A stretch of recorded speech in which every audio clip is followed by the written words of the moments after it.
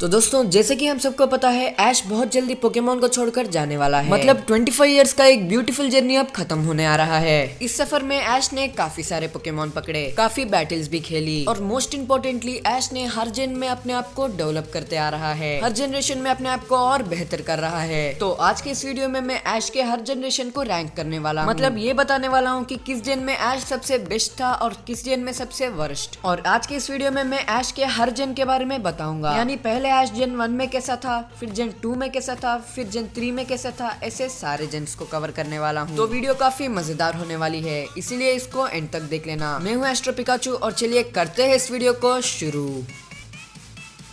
तो दोस्तों पहले हम बात कर लेते हैं ऐश के जेन 1 के बारे में, यानी ऐश का पहला सीजन। जैसे ही हम सबको पता ही है ऐश जेन 1 में काफी बुद्धू था। मतलब स्टोरी शुरू ही होती है ऐश के नेग्लिजेंस से। ऐश प्रोफेसर के पास देर से पहुंचता है और तीनों में से एक भी स्टार्टर नहीं मिलता है उसे, पर लकीली उसे एक पिकाचू मिल जाता है, जो कि भाई कम से कम ऐश से तो बहुत ही इंटेलिजेंट था। और फिर ऐश की लापरवाही की वजह से ही पिकाचू को ऐश पसंद नहीं आता है। ऐश लिटरली स्पीयरों से पिट कराता है। हाँ, जैसे कि मैंने बताया था, आगे चलते हुए ऐश ने अपने आपको बेटर करते हैं। तो धीरे धीरे ऐश पोकेमोन को पकड़ना और बैटल्स खेलना सीख जाता है। ऐश ने कांटो में 8 बैटल्स तो जीते हैं, पर मैं ये नहीं कह सकता हूँ कि उसने वो खुद से जीते हैं, क्योंकि भाई आधे बैटल्स में तो ऐश ने सच में लड़ा ही नहीं है। उसको जिम बैचेस उसके अच्छाई की वजह से मिलते थे। और इसके पोकेमोन के बारे में तो मैं क्या ही बताऊं। और ऐश ने फर्स्ट जनरेशन में काफी सारे पोकेमोन को छोड़ दिए, जैसे प्राइमेप, बटरफ्री, पिजियोट, लैप्रेस और भी काफी है। और पोकेमोन लीग में टॉप 16 तक आकर हार गया। इन सभी चीजों से पता चलता है कि जनरेशन 1 में ऐश बिल्कुल भी इनएक्सपीरियंस्ड था और काफी कमजोर भी। यहाँ तक कि ऐश का सबसे स्ट्रॉन्गेस्ट पोकेमोन चार्जार्ड ही उसका बात नहीं सुनता था।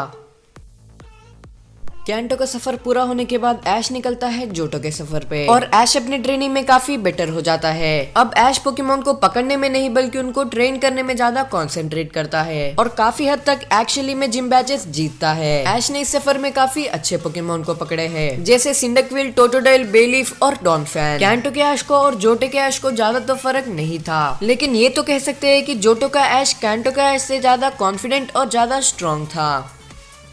होइन रीजन में एंटर होने के बाद ऐश काफी बेटर बन जाता है। ऐश मेंटर बन जाता है अपनी फ्रेंड मे का, जो कि बिल्कुल कांटो के ऐश जैसा होती है। और ऐश मे को पोकेमोन के बारे में काफी कुछ चीजें सिखाता भी है और अपने राइवल्स को और भी ज्यादा सीरियसली लेने लगता है। ऐश का टीम तो स्ट्रॉन्ग है ही, लेकिन वो उसको और भी अच्छी तरीके से ट्रेन करता है, जिसकी वजह से ऐश का टीम काफी स्ट्रॉन्ग बन जाता है और वो भी एक स्ट्रॉन्ग कंटेंडर बन जाता है, जिसकी वजह से ना वो सिर्फ एक स्ट्रॉन्ग ट्रेनर बनता है बल्कि काफी लोगों का इंस्पिरेशन भी बनता है।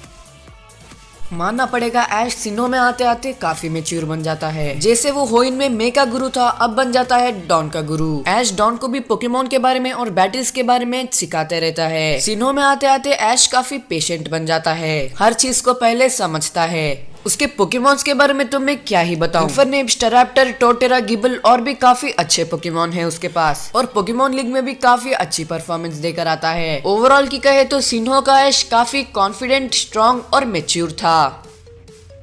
बात कर लेते हैं ऐश के यूनिवा रीजन की जर्नी की, तो मैं क्या ही बताऊं यार। ऐसे लग रहा था जैसे कांटो का ऐश वापस आ गया है। मतलब शुरुआत में तो ऐश को काफी प्रॉब्लम्स फेस करने पड़े। मेन रीजन ये था कि ऐश बिना ब्रॉक के जर्नी पे फर्स्ट टाइम जा रहा था, और ऐश भाई इस सीरीज में काफी भुलक्कड़ था। ऐश ने धीरे धीरे उस रीजन में नए फ्रेंड्स बनाए और उसका प्रॉब्लम भी सेट होते गया। लेकिन भाई इस रीजन में ऐश के पोकेमॉन बहुत ही वाहियात थे। मतलब लिटरली इसके पोकेमॉन इवॉल्व ही नहीं हो रहे थे। ओवरऑल ये रीजन ऐश के लिए उतना खास नहीं था।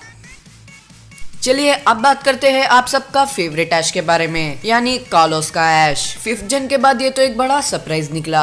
ऐश एक बहुत ही मैच्योर ट्रेनर बन जाता है और कॉलोस में आके काफी सारे अलग अलग चीज सीखता है। कॉलोस में आगे जाते जाते ऐश इतना स्ट्रॉन्ग ट्रेनर बन जाता है कि मैं क्या कहूँ। वो पहली बार था जब ऐश के टीम में 2 ड्रैगन टाइप पोकेमॉन थे। और ग्रेनिंजा के बारे में तो आप सबको पता ही है, पोकेमॉन लीग में ऐश फाइनल तक आकर हार जाता है।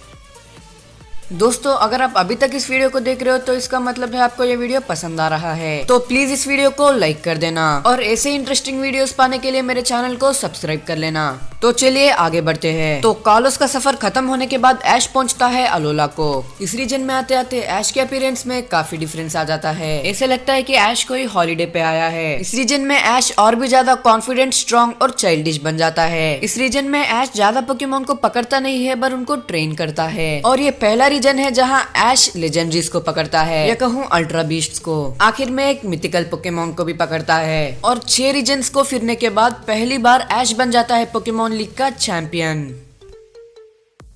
पोकेमोन लीग का चैंपियन होने के बाद ऐश निकल पड़ता है अभी तक का सबसे स्ट्रॉन्गेस्ट ट्रेनर को हराने के लिए, यानी लियोन को हराने के लिए। मानना पड़ेगा गलार रीजन में पोकेमोन वालों ने काफी अच्छा काम किया। जो पोकेमोन हम चाहते थे कि ऐश के पास हो, वो पोकेमोन इस जनरेशन में ऐश पकड़ लेता है। ज्यादा पोकेमोन नहीं पकड़ता है, लेकिन जो भी पकड़ता है काफी स्ट्रॉन्ग पोकेमोन पकड़ता है, जैसे गेंगार, ड्रैगनेट और लुकारियो। लुकारियो को तो मेगा एवोल्यूशन भी मिलता है। ऐश के कालोस के टीम के बाद गलार का टीम ही सबसे स्ट्रॉन्गेस्ट टीम है। लियोन के साथ बैटल में मेगा एवोल्यूशन, गैंटामैक्स और जीमू, ये तीनों भी यूज करता है। और फाइनली सबसे स्ट्रॉन्गेस्ट पोकेमोन ट्रेनर को हरा देता है और बन जाता है पोकेमोन चैंपियन। दोस्तों, ऐश पोकेमोन का चैंपियन बन गया है, इसका मतलब ये नहीं कि वो पोकेमोन मास्टर बन गया है। अभी भी ऐश पोकेमोन मास्टर बनने के सफर पर है। और मैं श्योर हूँ कि आने वाले सीरीज में ऐश का कैमियो तो जरूर होगा। शायद पोकेमोन वाले हमें ऐश का एज ए पोकेमोन मास्टर दिखाएंगे और नए सीरीज का हीरो का इंस्पिरेशन। तो दोस्तों, ये थी आज की वीडियो। अगर आपको आज का वीडियो पसंद आता है तो आपको पता है क्या करना है। इस वीडियो को लाइक और मेरे चैनल को सब्सक्राइब। तो मिलते हैं अगले वीडियो में किसी और नए और इंटरेस्टिंग वीडियो के साथ। तब तक के लिए bye bye. Thanks for watching.